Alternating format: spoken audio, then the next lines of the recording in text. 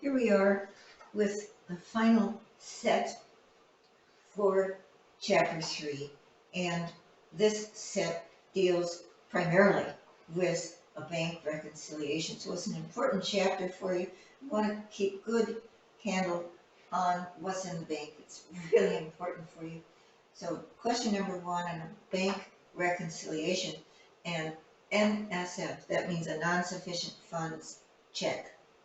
It went through the banking system, was presented to the maker of the check for payment, and found out they didn't have enough money in the bank. So how do we handle that on a bank reconciliation? We deduct it from the book balance of cash. There you can see the correct response.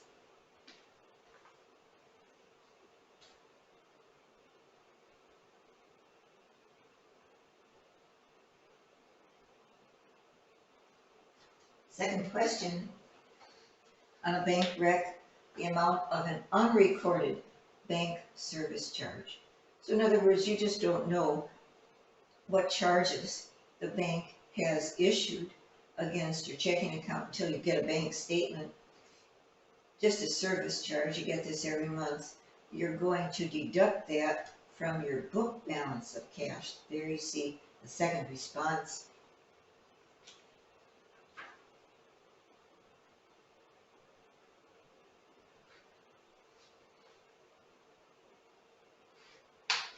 Third question, here you have a check that you wrote correctly. The bank didn't make a mistake.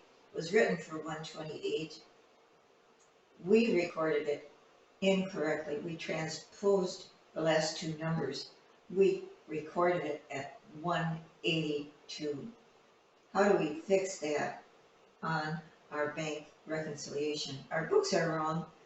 We charged too much against our cash. We're going to add back that difference, $54, to the book balance. Second response.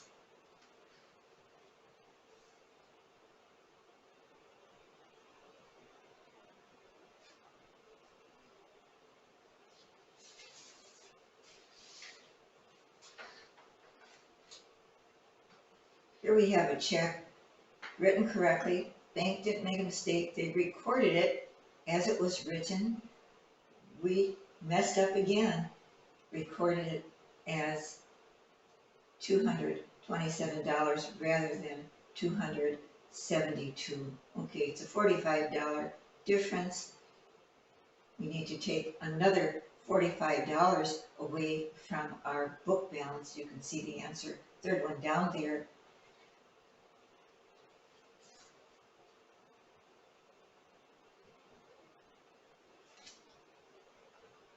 Question 5.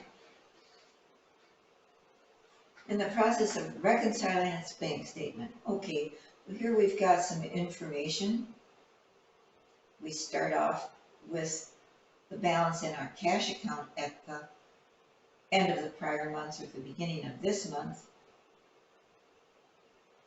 Let's see, this is for the month of April.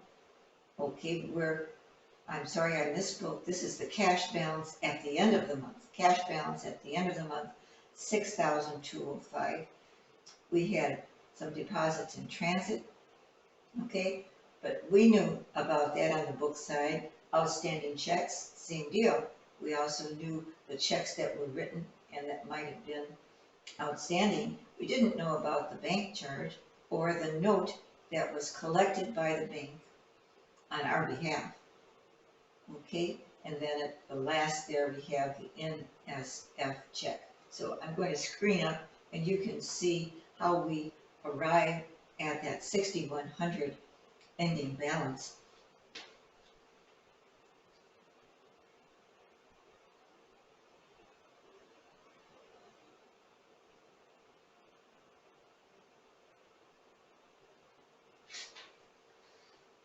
There you go. You can see we start off with our book balance at month end.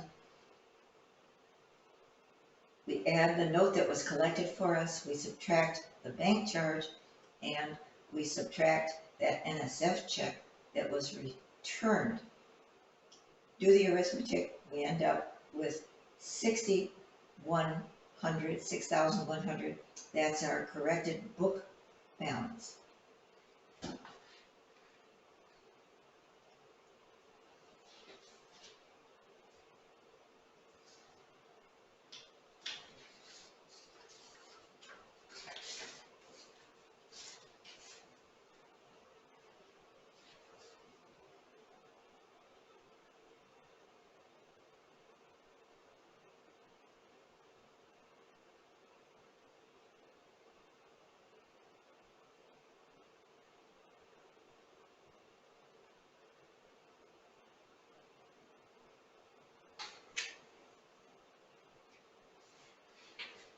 Okay, number 6,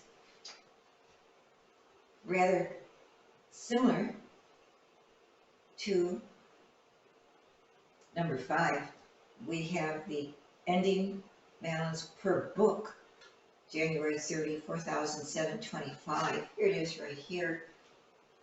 Deposits in transit, outstanding checks, no adjustment needed there. We know about those things, but we didn't know about the bank service charge nor that NSF check, and so those last two items require adjustment.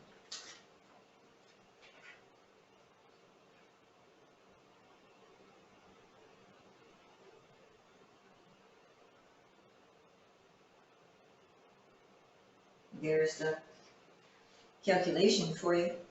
We start with the ending balance per book, subtract the $25 bank service charge, as well as that NSF check returned by the bank, adjusted or ending book balance 4435.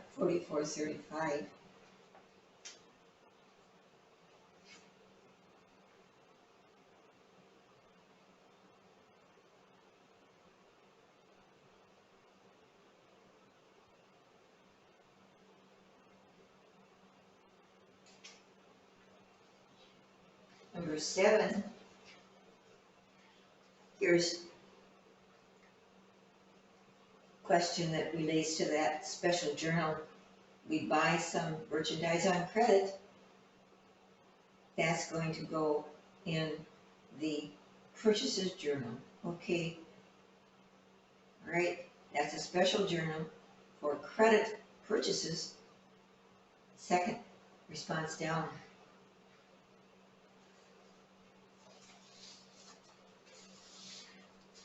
The next one is a repeat from prior set. I hope you'll forgive me for this one. Bears repeating maybe.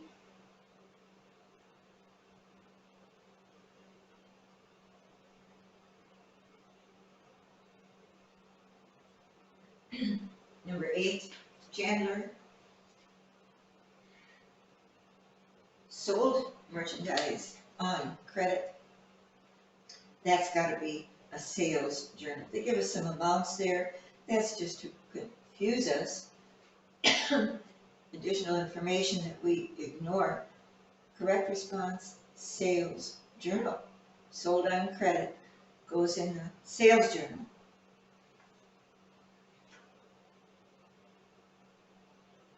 Number 9,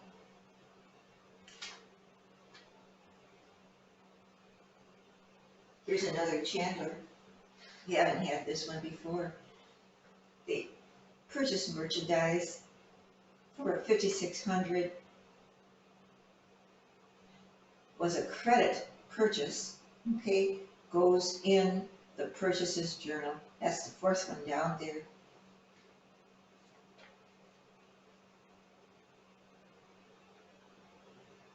Finally, number 10.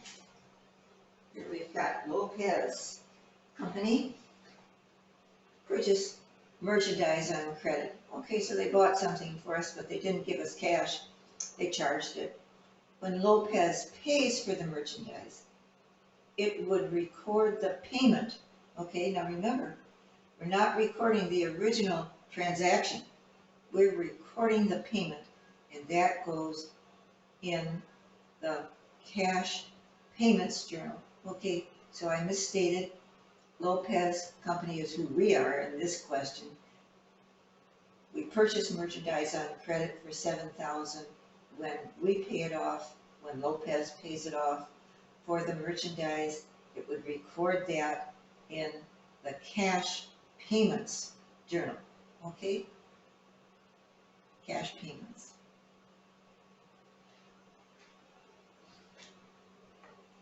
And that concludes set 3, chapter 3.